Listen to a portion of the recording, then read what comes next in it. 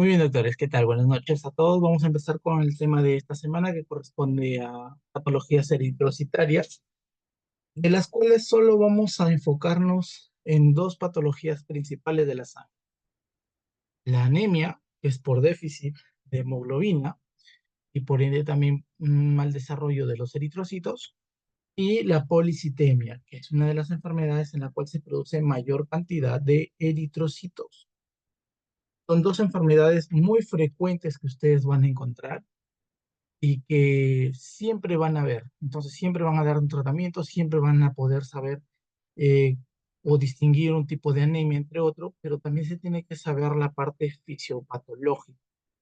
En ese conocimiento no se puede brindar grandes tratamientos o los tratamientos adecuados también. Entonces, vamos a empezar. Y empezamos hablando sobre la hematopoiesis, la cual es una de los principales hechos que debe ocurrir para poder encontrar una formación de la sangre adecuada. Recuerden que hay dos momentos principales. Una, que una hematopoiesis que ocurre a nivel intrauterino, aquellos que ocurren de forma intrauterino, y la otra que ocurre en el medio externo, ¿no? En el medio extrauterino. Extrauterino. En el intrauterino vamos a diferenciar tres etapas. Primera, la fase mesoblástica. La fase mesoblástica.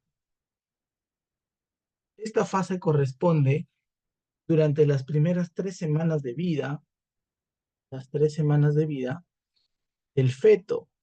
¿Qué ocurre ahí? Como ustedes sabrán, comienza a ocurrir múltiples cambios, entre ellas el cierre del tubo neural, la formación del saco uterino, las primeras células que se desarrollan comienzan a diferenciarse para la piel, para los huesos y entre ellas también para la sangre. Durante las primeras 3 semanas, el órgano encargado de generar hematopoiesis es el saco vitelino. Pregunta de examen. Saco vitelino. En el saco vitelino va a comenzar la hematopoiesis inicial, pero también va a comenzarse a producir y a aumentar unas células que van a migrar hacia el espacio intravascular. Esas células son las células madre hematopoyéticas. Tienen el nombre de células hematopoyéticas, célula hematopoyética primitiva, el nombre que recibe, ¿ya? ¿En dónde va a ocurrir este hecho? Principalmente a nivel de la aorta, en su inicio embriológico, también en las gónadas y en el mesonefro, ¿sí? Principalmente en el mesonefro, ¿sí? Ahí se van a encontrar las células eritrocíticas primitivas. Células eritrocíticas, las que había comenzado, he comentado hace un momento de las células madre primitivas. ¿Sí? Si ustedes recuerdan, el mesonefro, ¿a qué parte de nuestro cuerpo o qué órgano de nuestro cuerpo va a dar origen? Al riñón, ¿verdad? Es por ende que después, ya en la etapa adulta, ese riñón comienza a formar, va a estimular la secreción de hormonas para poder favorecer la hematopoiesis ya en el adulto. Esto es lo que ocurre durante las primeras 3 semanas de vida. Luego ya se genera una hematopoiesis dentro de las primeras 4 a 5 semanas. Durante este periodo, la hematopoiesis va a ocurrir principalmente en el hígado. La pregunta vino el ciclo anterior, en el hígado, pero también puede suceder en el vaso, en el timo y en algunos ganglios linfáticos. ¿Ya? Ahí, pero principalmente en el hígado, ¿ya? Esta fase, a esta fase, se denomina la fase hepatoesplénica. La fase hepatoesplénica, ¿no? La anterior era la mesoblástica, esta es la fase hepatoesplénica. Esto es lo que va a ocurrir principalmente.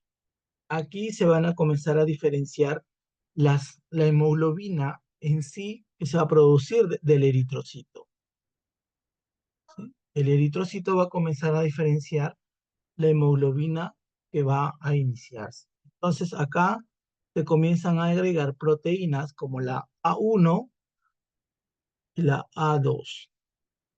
Son proteínas eritrocitarias que van a permitir la captación de ciertos elementos, como por ejemplo el oxígeno y el CO2, pero hay variantes que también permiten la captación de una macromolécula importante, ¿no? Como la glucosa. Luego de ello ocurre la fase medular. La fase medular. La fase medular va a tener la característica que la, la hematopoiesis va a generarse en la médula ósea roja. ¿De dónde? De todos los huesos, ¿sí? De todos los huesos, de todos los huesos. ¿Bien? Esta fase va a ocurrir principalmente a partir del sexto mes, mejor lo voy a borrar para seguir el mismo orden.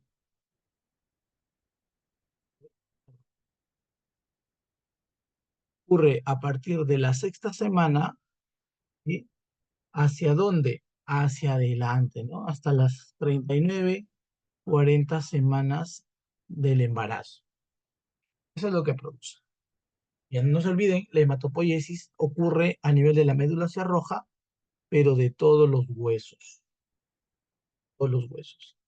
Y luego ya en la etapa extrauterina van a ocurrir diferencias. Ya en la extrauterina, este fetito que estaba acá ya nació. Entonces, la hematopoiesis durante la niñez, principalmente en niños menores de 5 años, la hematopoiesis va a ocurrir todavía en todos los huesos, en todos los huesos. Pero en un adulto, esa hematopoiesis se diferencia. Se va a realizar principalmente en el esqueleto axial. En el esqueleto axial, no se olviden, principalmente en las diáfisis de los huesos largos, como por ejemplo en la diáfisis de los húmeros, perdón, del fémur y del húmero, ¿ah? Principalmente. Pero también ocurre en la columna vertebral, en las costillas, en el omóplato, ¿sí? En las crestas ilíacas y a nivel de los huesos planos de la cabeza. ¿Bien? Eso es lo que se genera, eso es un poco para revisar de cómo es que se permite esta diferenciación.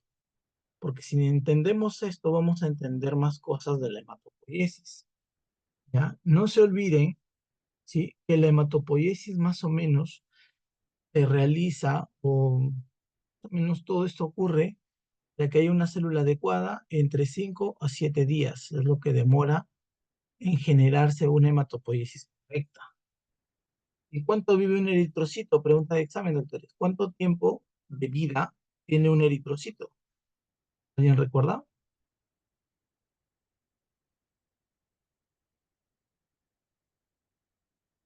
¿Cuántos vive un eritrocito? ¿Recuerdan? Muy bien, doctor Luis. 120, ¿no? Pero 120 días, ¿no? Entonces, el tiempo de vida de un eritrocito es de 120 días, ¿ya? 20 días. Según se encuentra en el libro del Robin, se señala que aproximadamente nuestra sangre se renueva aproximadamente 160, 10 a las 6 eritrocitos por minuto. Lo que estamos renovando todos los días, minuto a minuto, ¿ya? Muy bien. Ya hablamos de los momentos, ¿no? De las fases en las que va a ocurrir la hematopoiesis desde que estamos todavía en la fase embrionaria hasta la fase fetal y una vez que ya estamos en la fase extrauterina. Para que ocurra la hematopoiesis, nosotros tenemos que tener una célula que dé origen a todas. Y es lo que les había señalado hace un momento, ¿no? Células madre, ¿sí? Las células madre. Pero las células madre también pueden recibir otros nombres, ¿ya? Y no se olviden de esos nombres porque les pueden preguntar en base a ellos. Se les conoce como stem cell, como células madre, como células troncales, como células clonales, como células hematopoyéticas, ¿sí? Poyéticas o pluripotenciales, células pluripotenciales. Con esos nombres les pueden preguntar. No se olviden, doctores, no se olviden. Entonces, el proceso de la hematopoiesis ocurría acá en la médula ósea roja de los huesos largos, principalmente habríamos dicho de la diáfisis del húmero, del fémur, ¿no? Etcétera. Acá encontramos nosotros la médula ósea roja. Ahí lo encontramos. Que más o menos va a ocupar el 50% de volumen de ese hueso. Más o menos, 50%. Pero debe haber una hormona que estimule la producción, ¿sí? De esas células. Entonces, ¿dónde encuentra esa hormona? Esa hormona no es más que la eritropoyetina, ¿no? La famosa EPO, que lo va a sintetizar el riñón, ¿sí?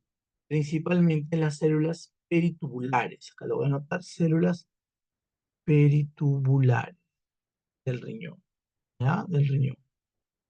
Entonces, ¿qué ocurre? Sensa oxígeno, ya saben, por la arteriola diferente, y si se observa una disminución, o se sensa, mejor dicho, una disminución del oxígeno, una disminución de la hemoglobina, se estimula la producción de eritropoyetina por parte de las células periturales del riñón.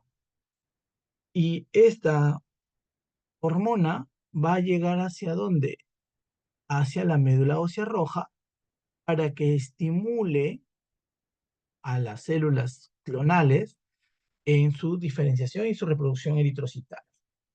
La eritropoyetina, más o menos un 90% de toda la EPO que sintetiza nuestro cuerpo, está dando gracias al riñón o a los riñones. El otro 10% de eritropoyetina, por acá lo voy a jalar, el otro 10% lo está dando el hígado, ¿ya? El hígado es el que le da el otro 10% de eritropoyetina. Entonces, viene la eritropoyetina, estimula la médula ósea roja para que las células madres comiencen a diferenciarse, pero también se requiere de otras sustancias para madurar esos eritrocitos, ¿sí? Entonces, se necesitan factores de maduración. Y esos factores de maduración son la vitamina B12, el ácido fólico, vitamina B6 y otras interleuquinas como la interleuquina 1, interleuquina 3, el factor estimulador de colonias de granulocitos y la interleuquina 11 principalmente, ¿ya? Esas son las que van a ser necesarias para la maduración y una adecuada producción de eritrocitos. Si no hay eso, no va a haber buena eritropoyesis. ¿Correcto? Entonces, para formar la eritropoyesis o para que se forme un eritrocito, esta célula primitiva es el hemocitoblasto. Hemocitoblasto. Este hemocitoblasto es la que va a diferenciarse de las células madre. O sea, se estimuló y la primera célula que va a generar toda la síntesis de eritrocitos es esta, el hemocitoblasto. Una vez que es madurada y es estimulada para su formación, va a seguir diferenciándose en proeritroblasto, luego en eritroblasto. El eritroblasto luego se va a transformar en proeritroblasto y luego toda la línea eritrocítica. El eritroblasto basófilo, el eritroblasto policromatófilo, el eritroblasto ortocromatófilo y luego los normoblastos y reticulocitos. Los reticulocitos es la forma inmadura. Hasta algunos reticulocitos tienen todavía el núcleo celular, ¿sí? Que se originó en toda la línea celular, ¿no? Pero ya también hay reticulocitos, perdón, que están perdiendo, más o menos en una lámina periférica, se lo va a ver o con un punto moradito, que es un núcleo que ya va a salir, o pegadito a él un punto morado. Significa que el núcleo está saliendo. Hasta acá, todo esto es una eritropoiesis, pero que hasta este momento es inmadura o no es funcional. Cuando pierde el núcleo y se le adiciona el factor hemoglobina, ¿sí? Cuando se le adiciona el factor de la hemoglobina, que es una proteína cuaternaria, no se olvide, recién se tiene un eritrocito maduro, ¿ya? Un eritrocito. Les había señalado que más o menos la eritropoiesis o la hematopoiesis en sí va a durar entre 5 a 7 días aproximadamente. Aproximadamente.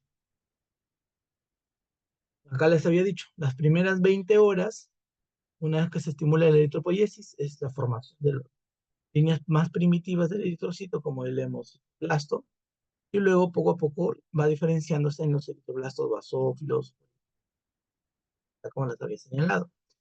Pero más o menos a partir del tercer día ya hay presencia de reticulocitos.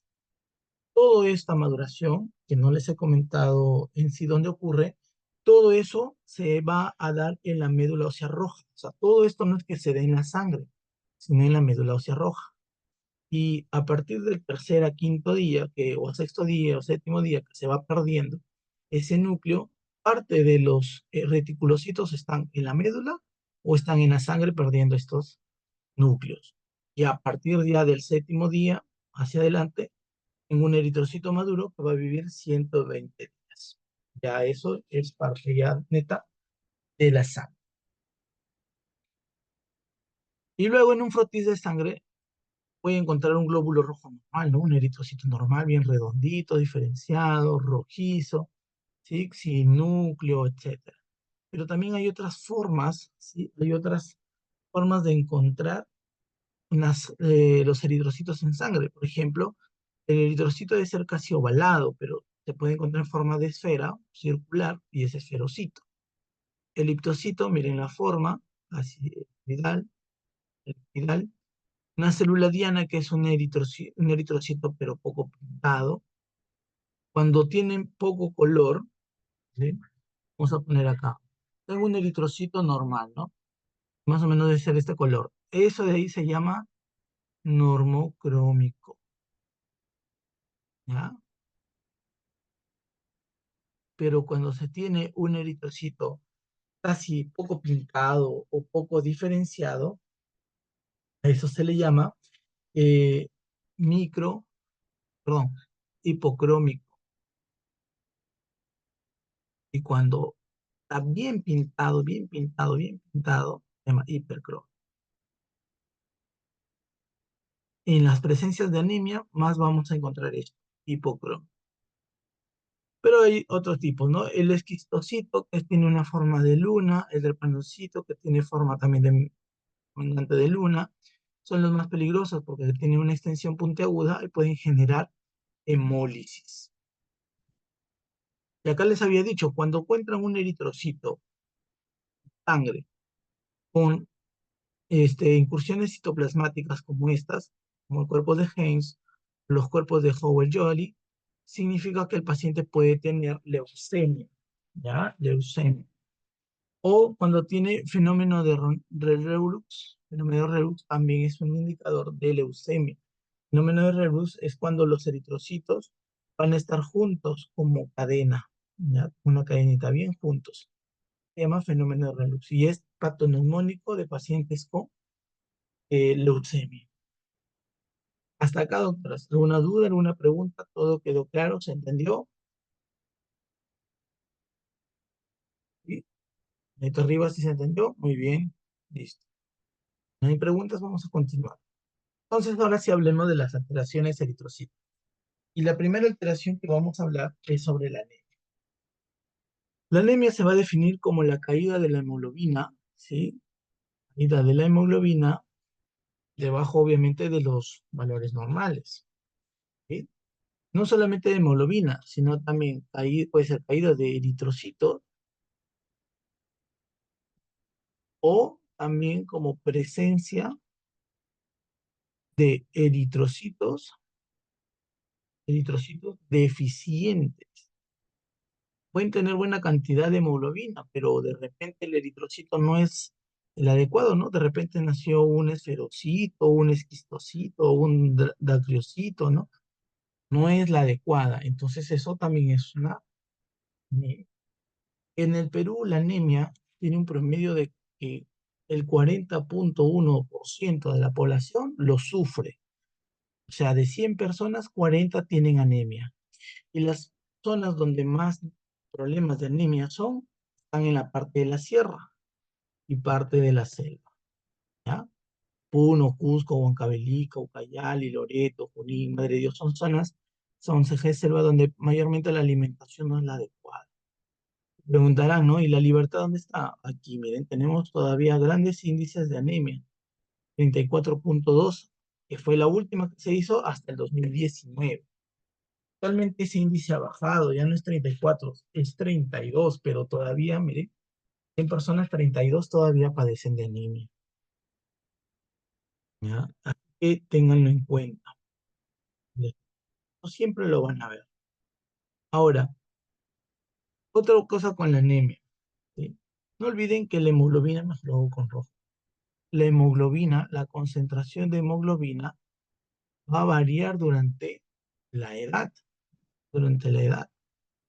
Cuando somos recién nacidos, o sea, tenemos prácticamente un día, por acá ponen 6 meses, acá años, 18 años, mayores de 25 años, nuestros porcentajes de anemia van a incrementarse durante las primeras etapas de la edad. Comienza a mantenerse en la etapa de meseta y luego comienza a caer. Pero esa caída es hasta los valores normales. Y ya ahorita lo vamos a señalar en un momento. Pero recuerden que mientras más avance la edad, la hemoglobina o la formación de eritrocitos va a ser menor a la que teníamos en un. ¿Cuáles son las manifestaciones clínicas, los signos y síntomas? La principal que va a haber y la más rápida que se puede distinguir es la palidez y la debilidad.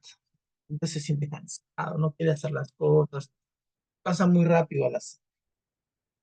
Los demás síntomas son un poco ya diferentes.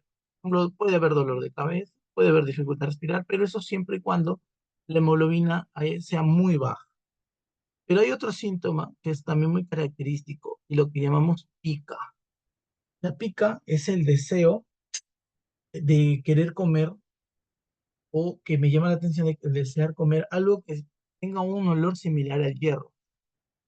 Por ejemplo, el comer tierra, comer hielo. ¿Alguien de ustedes alguna vez ha comido hielo? Me imagino que sí. Hielo puro sacado del. Entonces, más o menos esa sensación es la que desea la persona que sufre de anemia. Y mañana lo va a encontrar no solamente en comer hielo, ¿no? Sino también comer tierra, de repente desea chupar fierro o clavos, ¿no? Muchas veces esas personas se computan robots y quieren comer eso. ¿Ya? Eso se llama pica. Y eso lo vamos a ver más en niños. Niños, por ejemplo, se le identifica bastante eso. ¿Qué más también se le encuentra? Coleinoquia. Coleinoquia. Perdón. Oilo, niquia, perdón. Coloiniquia. Coloiniquia es una alteración de las uñas. O sea, comienzan a romper las uñas. ¿Ya? Col, coiloniquia. ¿Ya? Hay otro también, la keilitis. La cailitis viene a ser una lesión que ocurre en las comisuras labiales, comienzan como a fisurarse. Esa es colinitis. Y glositis, dependiendo tipo de anemia. Mayormente la glositis ocurre en las anemias por deficiencia de ácido fólico, por ácido fólico. Y hay otro que le llaman el síndrome de las piernas inquietas. Una está muy temblorosa con las piernas, comienzan a moverlas y no toleran tenerlas estables, ¿no? Tienen que movilizar. Ese es el síndrome de las piernas inquietas. ¿Bien? Y ahora sí vamos con la clasificación. Entonces, para poder decir que una persona sufre anemia, obviamente tiene que caer de los valores normales. ¿Cuáles son esos valores normales de hemoglobina que debemos tener? Bueno, nosotros debemos tener diferencias entre varones y mujeres, ¿no? En el varón, la hemoglobina más o menos debe ir entre 14 a 16 gramos por decilitro. Mientras que la mujer debe ser entre 12 a 14 gramos. En la mujer es menor porque todos los meses menstruan y los niveles de hemoglobina tienden a bajar, ¿verdad? Pero en promedio debe ser entre 12 a 14. Valores bajos a estos ya se considera anemia. Pero la OMS, Organización Mundial de la Salud, señala que anemia se va a clasificar en leve, moderada y grave. En la leve también le denomina por grados, grado 1 hasta el 4, siendo el 4 el más severo. La leve o grado 1 es aquella que el valor de hemoglobina es entre 10 a 13. Pero doctor, me está diciendo, ¿pero 13 en qué? Tengan en cuenta acá los valores referenciales entre hombres y mujeres, ¿ya? Si fuera un varón, tendría que ser menor de 13. Si es una mujer, tendría que ser menor de 11. Entonces, por eso el promedio debe ser hasta 10, el límite inferior, para decir que también el paciente está en una anemia leve, ¿ya? No sé si me dejé entender. Entonces, si encuentra una mujer que tiene hemoglobina entre 10 a 11,9, eso es anemia leve o grado 1. Luego, a partir del grado 2 o de grado moderado, ya es para todos. El grado 2 es aquella en donde la anemia está, la hemoglobina, perdón, es de 9,9 a 8. El grado 3, que ya viene a ser el grave, es entre 7,9 a 6. Y el grado 4 es toda la anemia, perdón, la hemoglobina que está menor a 6 gramos por decilitro, ¿ya? Así nos señala la OMS. A partir de 6 grados, ya la persona necesita transfusión sanguínea. Ella necesita paquete de sangre, ya no le puede resolver por sí solo. Eso según los valores de hemoglobina.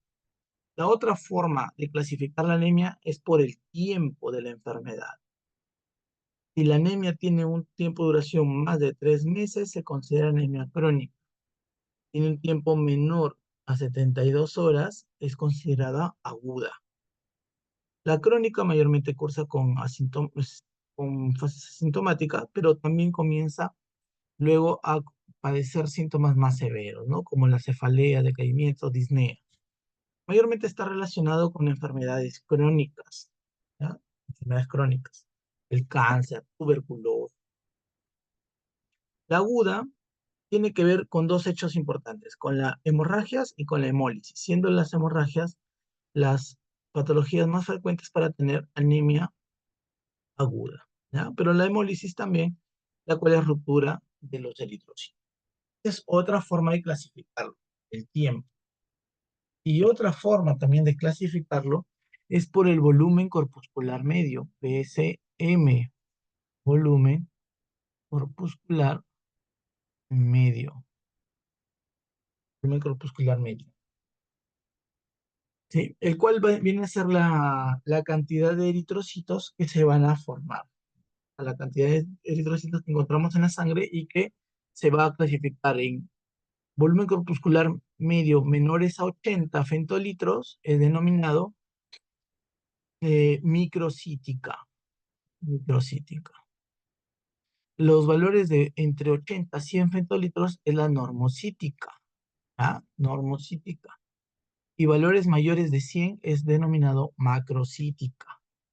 También va a ser el volumen que se va a ocupar cada eritrocito, es que la microcítica es pequeño, mientras que la normocítica tiene el tamaño normal que vemos en una lámina, ¿no? Y el macrocítico es más grande, la célula eritrocitaria. Dirán, doctor, pero más grande es mejor, capta mejor oxígeno. No, porque esta también es incapaz de generar un transporte adecuado de oxígeno. Muy bien. En cuanto a la anemia microcítica, tiene que ver con deficiencias de hierro, ¿sí? Y acá resalta la anemia ferropénica. Pero también pueden estar cursando las enfermedades crónicas, que ya señalamos, ¿no?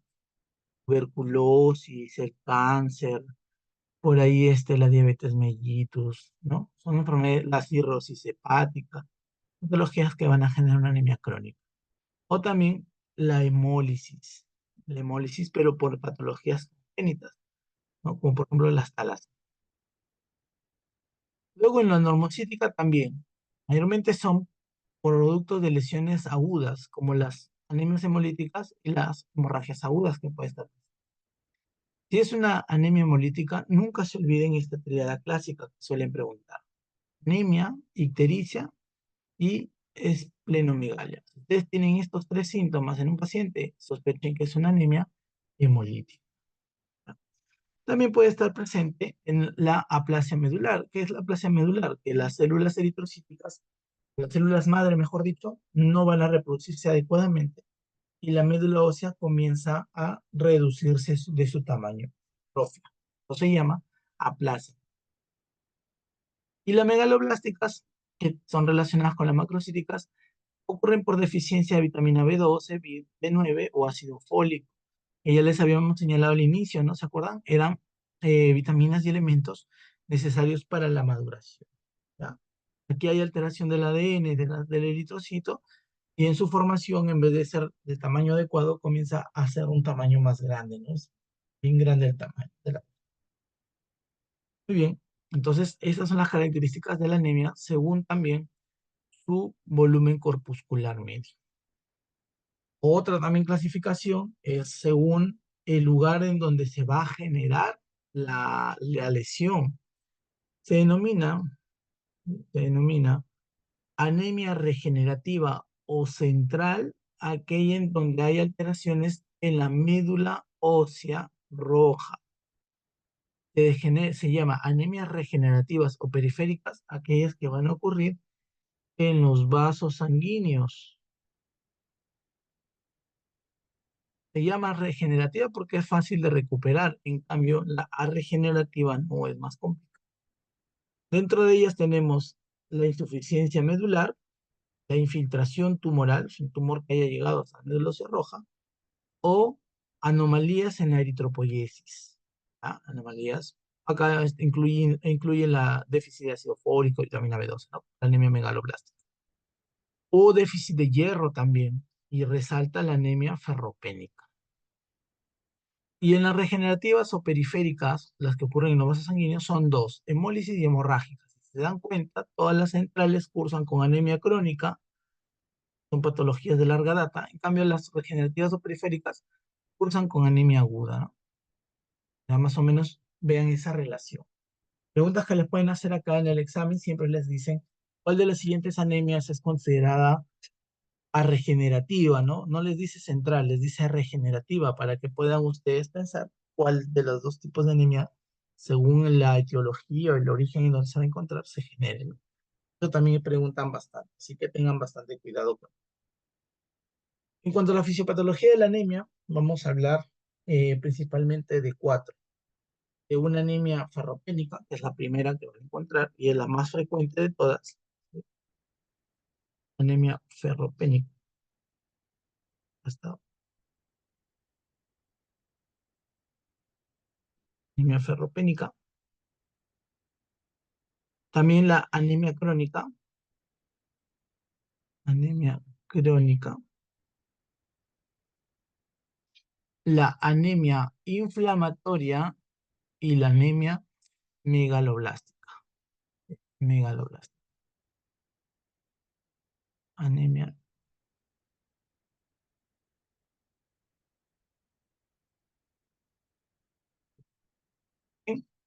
En cuanto a la anemia ferropénica es muy sencillo. ¿Sí? Va a generarse porque disminuyen los valores normales de eritrocito, de hierro, perdón. Es lo que va a ocurrir. Por eso es que hay un tipo de anemia ferropénica. Caen los depósitos de hierro en nuestra sangre. No se olviden que nosotros absorbemos principalmente entre 1 a 2 miligramos de hierro al día. La transferrina es una proteína que me permite transportar el hierro, por eso es transferrina, y llevarlas hacia el músculo, llevarlas hacia el hígado, hacia la médula ósea, al eritrocito y a los macrófagos, ¿ya? Para poder transportarla. Más o menos 3 miligramos me permite transportarlo, ¿no? En el día, esa transferrina trabaja bastante.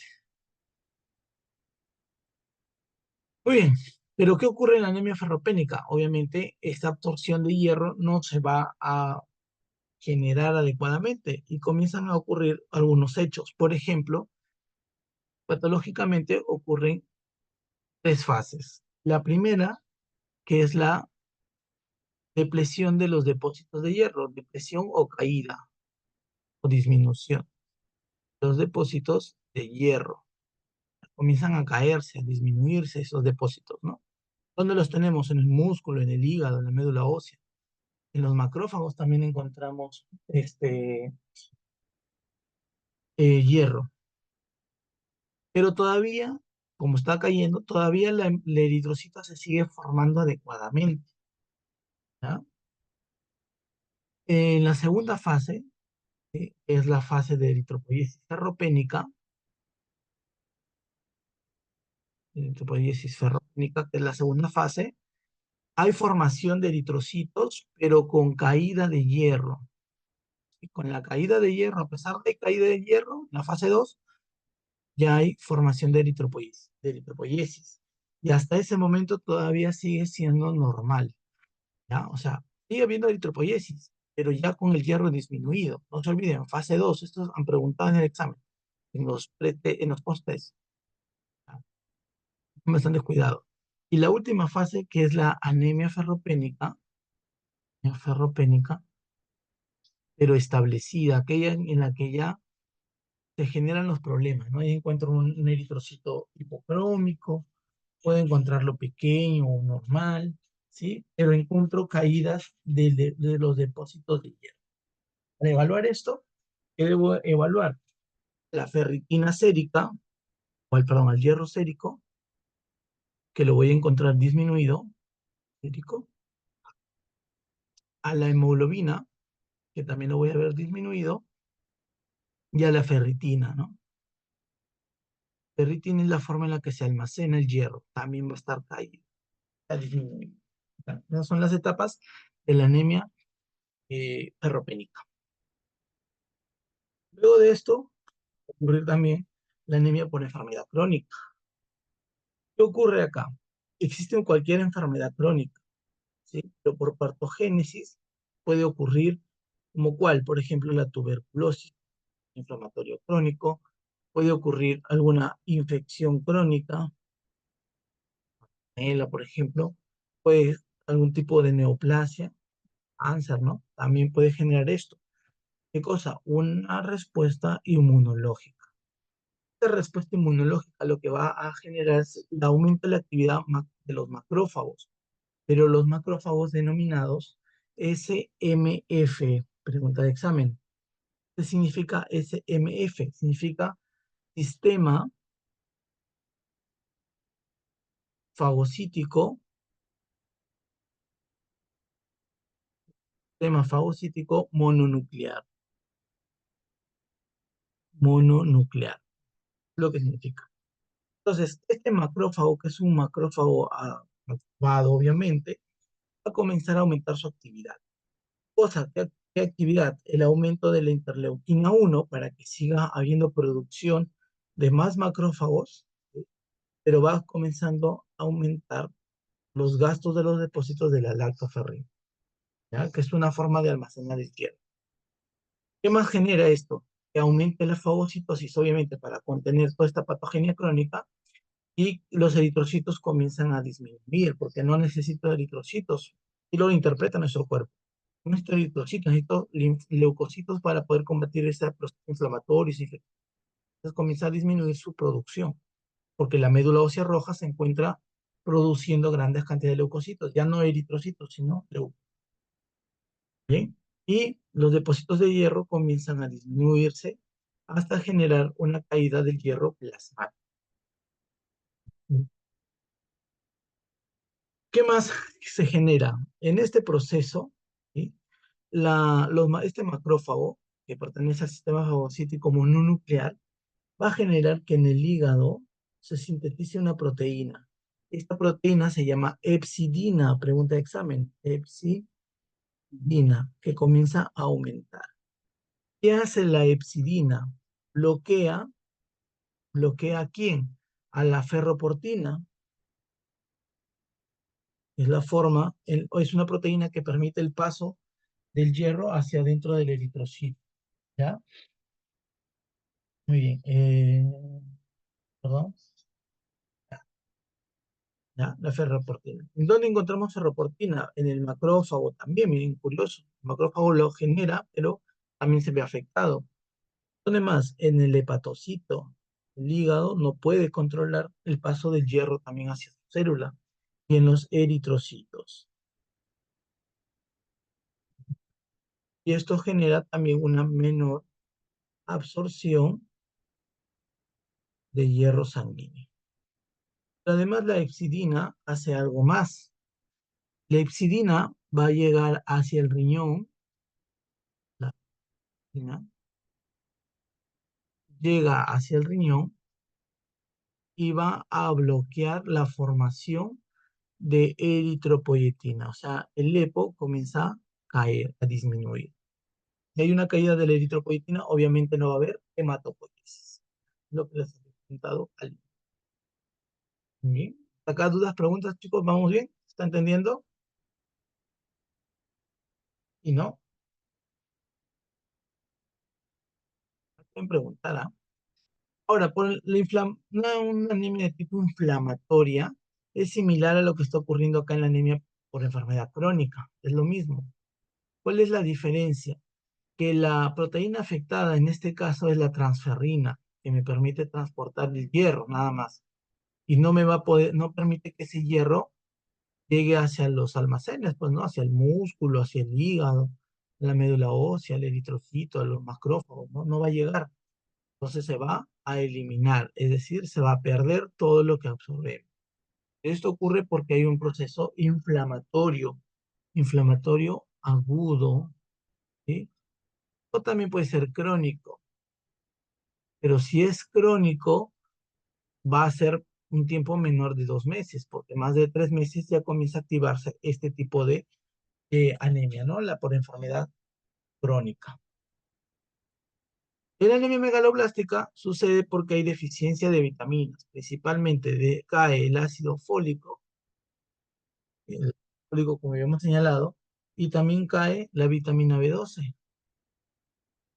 Entonces, como estas dos vitaminas caen, ¿qué va a suceder? Aumenta la síntesis de ADN, no va a ocurrir adecuadamente y el eritrocito comienza a salir con su ADN alterado, mayormente macrocítico, ¿no? O sea, grande. Y eso que va a generar que haya un aumento de los eritrocitos grandes, generando un aumento del volumen corpuscular medio y también puede haber alteraciones, ¿no? Como la presencia de cuerpos de Powell-Jolly, ¿sí? O inclusive una plaquetopenia. Es lo que se genera. Y la no megaloblástica tiene que ver ya con cursos de tipo de anemias por otras alteraciones, ¿no? Por ejemplo, algún tipo de enfermedad hepática crónica, la aplasia medular o inclusive el hipotiroidismo también genera un tipo de anemia no megaloblástica, pero ¿qué quiere decir? Que es macrocítica, ¿no? Hay un aumento del volumen corpuscular. Bueno, y el diagnóstico es simple, pues, ¿no? Se realiza una evaluación de la hemoglobina, ¿sí? En la cual yo voy a contar los hematíes, es decir, contar los eritrocitos, determinar el valor de hemoglobina, el hematocrito, y esto, ¿no? Los índices, principalmente el volumen corpuscular medio, ¿sí?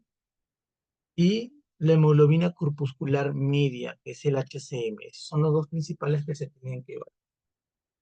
Pero hay también otros que me va a permitir, es esto, el perfil férrico, ¿no? Para obtener valores de hierro sérico, de transferrina. La saturación de transferrina quiere decir la cantidad que tiene de hierro esta proteína, ¿sí? Y la ferritina, que es otra de las proteínas de almacenamiento, ¿no? Y la hepcidina, ¿no? Que hemos dicho que la hepcidina está presente ¿en qué? ¿En qué tipo de anemia? La hepcidina,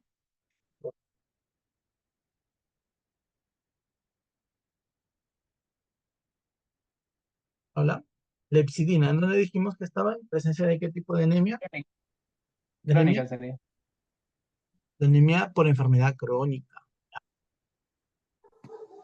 ¿no? Por enfermedad crónica. Este es un tipo de anemia de enfermedad crónica. Anemia, me faltó la enfermedad crónica. La hepcidina. La hepcidina está solo en esa patología, chicos. No se olviden por enfermedad crónica. ¿Ya? Les pueden preguntar dónde se sintetiza o les pueden preguntar qué hace. Entre ellos, bloquear a la eritropoyetina.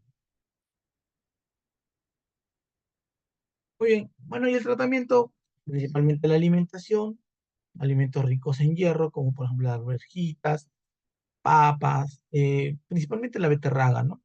La beterraga tiene bastante contenido de hierro, el hígado de los animales, el vaso. Dígame, doctor Luis. Una consulta, doctor. Sí. ¿Qué pasaría si en un adulto sale alterado el coeficiente de variación de amplitud de distribución eritrocitaria eh, por sobre de los valores normales? ¿Cuál me dijo? El, el coeficiente de variación de amplitud de distribución eritrocitaria. Ah, ya, ese es el CMHC, si no me equivoco. No, el RDWCV. R, B, DWCV. W, C, V. Este de acá sí no recuerdo bien, doctor. Déjeme verlo. Ya no Ya, es un ya, parámetro listo. tan evaluado, porque si tengo esto, ya no puedo utilizar esto. Pero déjame verlo y le respondo por el WhatsApp al grupo, ¿ya? Para poder Ya, contestar. listo, listo. No recuerdo bien cuánto es el valor normal. Muy bien. Ok. Entonces, como les decía, tiene que haber alimentos ricos en hierro, principalmente las carnes rojas y en vegetales la beterraga, ¿no? La lechuga, las arvejas son los que contienen hierro.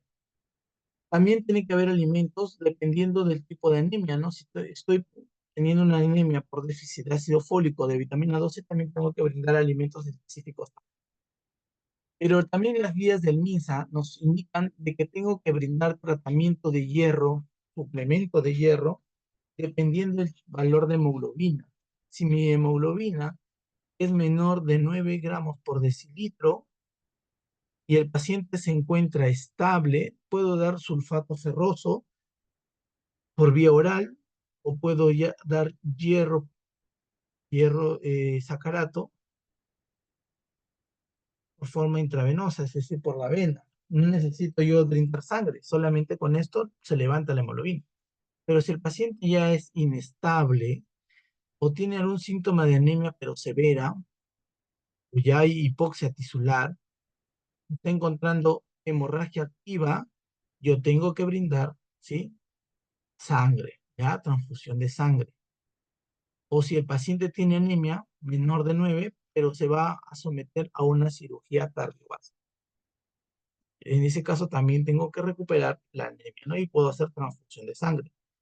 Pero si el paciente está estable, es estable, y tiene una hemoglobina menor de 8, yo puedo brindar siempre y cuando también acá sea un paciente cardiópata, tenga alguna patología coronaria, valvulopatías es la principal, o si va a ser sometido a un auto quirúrgico, ¿no? Como les dije, excepto a cirugía cardíaca, pero sometido, ¿no? Encuentro a un paciente con hemorragia digestiva alta, por ejemplo, está perdiendo sangre, tiene menos de 8, pero está estable hemodinámicamente, entonces puedo brindar sangre para luego operar. O un paciente que tenga hemoglobina menor de 7, pero que ya sea una urgencia, ¿no? Que esté bien pálido, que esté hipoxémico, que tenga alteraciones tisulares. También ahí puedo brindar transfusión de sangre. No olviden que esto siempre preguntan, un paquete, ¿sí? Un paquete globular de eritrocitos me aumenta la hemoglobina entre 1 a 1.5 me aumenta la hemoglobina. No se olvide. Entonces, si yo tengo un paciente con hemoglobina 3, perdón, con hemoglobina 7, yo tengo que llevarlo al máximo posible, ¿no? A convertirlo en una anemia leve, que no me altere mucho. O sea, más o menos necesito que esté entre 10 a 11 de hemoglobina. Entonces, si yo requiero eso, ¿cuántos paquetes globulares puedo administrar? Más o menos teniendo en cuenta esto que les acabo de señalar. Quiero convertir de 7 a 10. ¿Cuántos paquetes globulares tengo que administrar? Sería 2 paquetes en ese caso. Dos, ¿no? Entre 2 a 3, ¿no? Porque no sé cuánto me Mm, va a eliminar, disculpen. Menos entre 2 a 3 paquetes, ¿no? 3 teniendo en cuenta que me va a aumentar a una hemoglobina, ¿sí? Cada paquete, o 2 sabiendo que me va a aumentar a 1.5, menos ahí en ese rango. ¿Cómo yo sé que ya mejoró? Porque después de administrar la sangre, tengo que ver la hemoglobina, ¿no? Si yo veo que con 2 paquetes subió a 10 o a 11, perfecto, pues no. Pero si no, otro paquete más después. Esto es lo que se tiene que hacer. Muy bien, esto es en cuanto a anemias. No sé si hasta acá, hasta anemias, hay alguna pregunta que tengan. ¿Se entendió todo? ¿Vamos bien? Salvo la pregunta que hizo el doctor Luis. Vamos a continuar entonces. Ah, es muy buena pregunta. Voy a revisar. Muy bien, policitemia. ¿Qué es la policitemia? Es el aumento de eritrocitos en sangre, ¿ya? A diferencia de la anemia, ¿no? Que era disminución de eritrocitos o disminución de la hemoglobina. En este caso es solo aumento de los eritrocitos. Eso es policitemia. Existen 4 tipos de policitemia. La policitemia relativa, policitemia transitoria, policitemia absoluta y una policitemia primaria o llamada policitemia vera. Esta es la más frecuente dentro de las absolutas. Primera que es primaria, una secundaria que le dicen apropiada o una secundaria inapropiada. Y ya vamos a ver por qué. Entonces, en la anemia relativa quiere decir aquella, perdón, en la policitemia relativa quiere decir aquella en la que el eritrocito está aumentado, pero no por una enfermedad, o mejor dicho, una enfermedad que afecte la sangre, sino por otra enfermedad, otra patología que genere su concentración, ¿sí?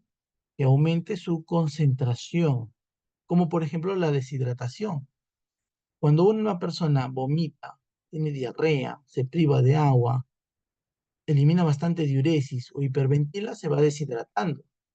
Entonces, cuando se deshidrata, ¿qué pierde? Agua, ¿no? Entonces, para compensar el medio interno de la célula, ¿de dónde tiene que jalar agua? Por las fuerzas de Frank Starling tiene que salir del plasma. Entonces, como se va saliendo el agua del plasma, es como si ustedes tuvieran una olla llena de arroz con agua y boten el agua. ¿Cómo se forma ese arroz? ¿Cómo se queda? Como una masa, ¿no? Eso de ahí es policitemia relativa, ¿ya? Porque aumenta el volumen del líquido y la persona recupera su valor normal de eritrocito. ¿Qué otra enfermedad les puede generar una anemia relativa? Pues así, por deshidratación, pero que ya no sea una diarrea en sí, sino por vómitos. Ahora lo que está de moda, el dengue. El dengue también genera eso, ¿sí? Genera dolor abdominal y comienza a generar hidratación y eso conlleva un aumento de los eritrocitos. En cuanto a la transitoria, quiere decir aquellas en que sucede la enfermedad, aumentan los eritrocitos, pero luego tienden a bajar, pero bajan a los niveles normales que tienen. O por ejemplo, en el dolor, en pacientes que sufren de dolor crónico, durante procesos de estrés y durante shock, pero tóxicos por toxinas. Como está generándose una vasodilatación, el eritrocito tiende a sentarse más en las paredes de los vasos sanguíneos. Y el plasma tiende a fugar, es decir, a salirse. Por eso también aumentan los eritrocitos. Esos son los dos tipos. Y los dos tipos se pueden solucionar. Por eso no son, son llamadas relativas o transitorias. Tienden a solucionar. Ya cuando hablamos de una policitemia absoluta, ya es porque la patología en la que me estoy enfrentando es difícil de tratar o va a demandar un mayor tiempo. La policitemia vera, que es la más frecuente, lo señalé porque este tipo de policitemia vera o verdadera, o también llamada primaria, es por una alteración genética. Y ahí tenemos, por ejemplo, lo que les dije, ¿no? La policitemia vera. En la secundaria apropiada es aquella en la que hay algún tipo de problema de salud o de forma fisiológica, se compensa los déficits de eritrocito que se tiene y comienza a aumentar, ¿ya? Por algún tipo de enfermedad que genere una disminución del eritrocito o haya una disminución del oxígeno, tiende a generar su aumento, ¿ya? Como por ejemplo en la altura, siempre les hago cada esquemita. Entonces, tengo acá un paciente, los diferentes niveles del mar, ¿no? Obviamente hasta acá vamos a hacerlo interactivo. Obviamente todo esto es nivel del mar. Entonces, ¿qué sucede con nosotros en los cambios de altura? A nivel del mar, de 0 metros sobre el nivel del mar, ¿sí? Hay una mayor cantidad de la presión parcial de oxígeno y el FiO2 también se encuentra normal, ¿no? 21%. Pero mientras más aumenta, ¿sí? Más aumentan los metros, y vamos a poner acá 3.500, por ejemplo, metros sobre el nivel del mar, la presión parcial de oxígeno comienza a ser menor. ¿Sí? Miren, pequeñito, ¿no? Pero el FiO2 sigue siendo igual, 0,21 o 21%. Y a mayor altura, esa presión parcial de oxígeno cae, ¿no? Por ejemplo, acá 5.000 metros. 5.000 metros, por ejemplo, el Cerro de Pasco se encuentra a 5.000 metros. Acá hay poca presión parcial de oxígeno. Es lo que necesitamos para inspirar, perdón. Y el FiO2 sigue siendo 21%. Ese no se ve alterado, si se dan cuenta. Pero la presión parcial de oxígeno sí. ¿Y qué habíamos dicho cuando hay una disminución del oxígeno en la sangre? Se aumenta la producción de eritropoyetina. Y la eritropoyetina estimula al aumento de los eritrocitos. Por eso pacientes que viven en la altura o personas que tienen un tiempo de vida mayor de 3 meses, porque hemos dicho que el eritrocito vive 120 días, tiene una policitemia, pero esta policitemia es policitemia fisiológica. Eso está, pacientes que tienen mal de altura, muchas veces los eritrocitos tienden a elevarse, a aumentar su producción, porque comienzan a tener que soportar grandes alturas. Personas que viven más de 3 meses en estas zonas, su policitemia es fisiológica, ¿ya? Es fisiológica. O sea, responde a la poca presión de oxígeno que se ejemplo, yo trabajo en la zona de Julcán. Julcán es una provincia de la sierra que está a 3.500 metros. Entonces, como yo ya llevo trabajando ahí 3 años aproximadamente, perdón, 6 años, mi hemoglobina siempre sale 16, 17, ¿no? Acá en la costa. Y yo vengo acá a la costa, me van a decir, no, su hemoglobina está muy bien, tiene 17, puede donar sangre. Y está bien, pero tengo que tener en cuenta que hay un factor de conversión en la altura. Ya siempre descuentan un valor. Por ejemplo, en Julca me descuentan 2 gramos. Si sale 16, ¿cuánto tendría realmente? 14. Pero imagínense ustedes, les voy a preguntar, bueno, ¿qué pasaría si yo estoy en emergencia, ¿no? O de repente, a ver, de repente el doctor Luis está en la emergencia y le llega un paciente se me ocurre, de Huamachuco, que está a 3.600 metros, ¿no? Y le llega que está con hemorragia digestiva, ¿no? Es un paciente varón que tiene hemorragia digestiva alta, sangrando activamente, y cuando le hacen el examen de hemoglobina y de eritrocitos, encuentran que el eritrocito está elevado y la hemoglobina está en 17. Perdón, a ver, se me ocurre en 14, ¿ya? Entonces, ¿estará normal o no ese valor de hemoglobina y de eritrocito? ¿No? ¿Estará normal o no? ¿Qué dicen, doctores? Doctora Cintia, ¿qué dice usted? ¿Estará normal el valor de hemoglobina? Recordando que si vive de Momachuco tengo que descontarle 2,4.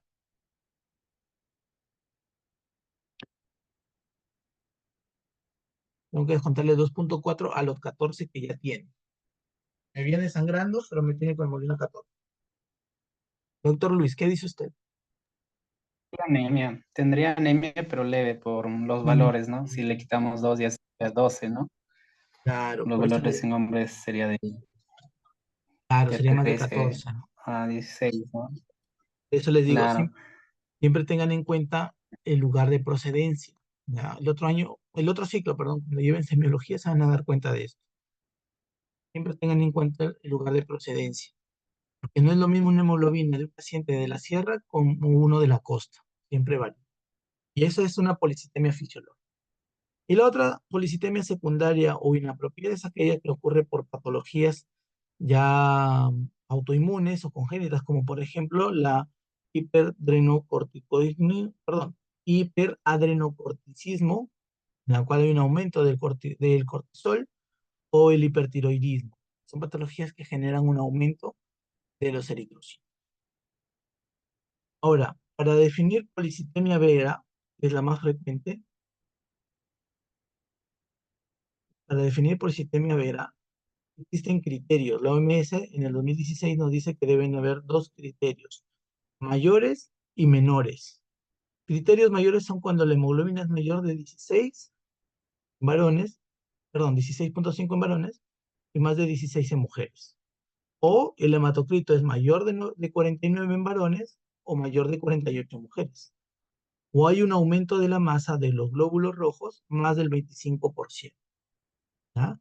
Además, se encuentra una biopsia de médula ósea roja donde vamos a encontrar panmielosis, es decir, grandes cantidades de eritrocitos formándose y mutaciones del gen JAK2, ¿ya? Del gen JAK2. Lo remarco porque también hay exon 12. El JAK2 es el más frecuente. Y hay una mutación ahí de una proteína, que es la proteína V617F. ¿Ya? Son criterios mayores. Y criterios menores es cuando disminuye la eritropoyetina. Encuentro policitemia, pero encuentro caída de eritropoyetina, ¿no? ¿Por qué será? Entonces, tengo que saber por qué ocurre. Y ahorita lo vamos a explicar. Pero estos son los criterios. Basta con tres criterios mayores o dos menores. Bueno, solamente la caída del perdón, dos mayores y un menor. Viene a ser la eritropoyetina caída. Y acá está justamente lo que vamos a explicar de la fisiopatología de la policitemia vera por mutación del JAK2. Entonces nosotros en la médula ósea roja tenemos estas proteínas que es una especie de llave en el cual se acopla la eritropoyetina. Entonces, una vez que se acopla la eritropoyetina a estas proteínas que están configuradas por el gen JAK2, se acopla la eritropoyetina y automáticamente lo cierra. Y al cerrarlo, comienza a producir un aumento en la producción de eritrocitos. Eso es lo normal, ¿no? Eso es lo normal. Eso sucede en lo patológico. Cuando hay una mutación del gen JAK2, estas llavecitas, estos proteínas se encuentran cerradas y el EPO no puede acoplarse. Pero como se encuentran acopladas, nuestro sistema de formación de eritrocitos lo interpreta como si la eritropoyetina lo tiene cerrada, ¿no? Entonces sigue aumentando los eritrocitos. Y como va a seguir cerrada porque automáticamente por la mutación lo tiene así, esta formación de eritrocitos es mayor en comparación a la proteína de la eritropoyetina, ¿no? Porque la eritropoyetina se acaba y vuelve a abrirse estos receptores, estas proteínas. Cuando hay mutación no, se mantiene cerrada y eso genera un aumento en la masa de eritrocitos. Es decir, comienza a haber bastantes eritrocitos. ¿Ya? Esto es lo que se forma por mutación de JAK. Y eso sería todo. No sé, ¿alguna duda, alguna pregunta, chicos? Vamos, se queden Una sin duda, comentarios. doc. Dígame, doctor. En el caso de la policitemia, el ácido acetilsalicílico y las estatinas, ¿por cuánto tiempo se debe usar? El ácido acetil salicílico, que es la Ujú. famosa aspirina. Ya, Sí. para qué se administra la aspirina? ¿Por qué cree que se administra la aspirina? En ese caso ahí sería para evitar esto, trombosis. Trombosis. ¿Pero por qué? Bueno, ahí sería se podría ser por la cantidad de eritrocitos, de Exacto. glóbulos rojos, ¿no? Yo tengo acá mis eritrocitos normales que viajan en la sangre, Ajá. ¿no? Pero cuando tengo bastantes, ¿qué va a ocurrir? Van a tender a coagularse. Ujú. Va a haber coagulación.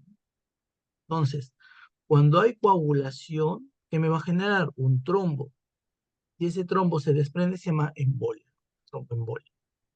Entonces, ¿para qué yo administro la aspirina o el ácido acetilsalicílico, no? ¿Cuál es el otro que me dijo? Las estatinas, por ejemplo, simvastatina, Eh, rosuvastatina. Estatinas no tanto, doctor, porque no, más son para síntesis de grasa.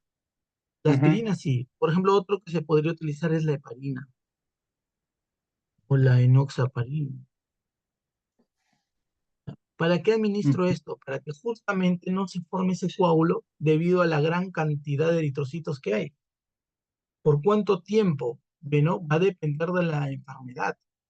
Estamos hablando de un paciente con insuficiencia cardíaca crónica, va a tener que tomar aspirina toda su vida.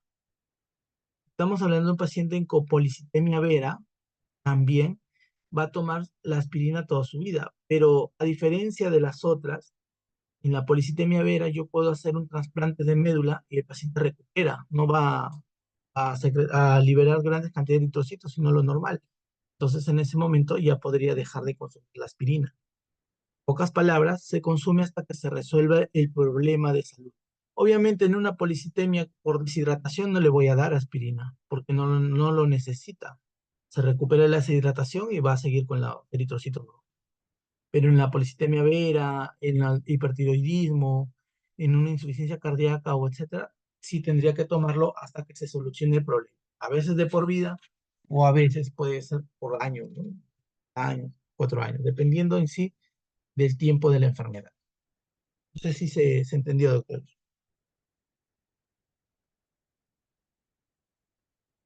¿Se entendió, doctor? Muy bien. ¿Sí? Por eso, como les digo, la aspirina es principalmente para evitar la presencia de los coágulos, para evitar que se coagule la sangre, porque hay tanto eritrocito, evitar que se coagule y forme esto, ¿no? Los trombos. Los trombos o se desprendan, ¿no? Y eso genera una embolia y luego se complica, ¿no? Una tromboembolia pulmonar, un EBC, ¿no? Una enfermedad vascular cerebral isquémica, trombo que se forma. Para eso sí. Muy bien, doctor, muy buena pregunta. ¿Alguna otra duda, otra pregunta, doctores? ¿Entendió todo? Si no, igual normal por el grupo lo pueden preguntar. ¿Sí? Entonces,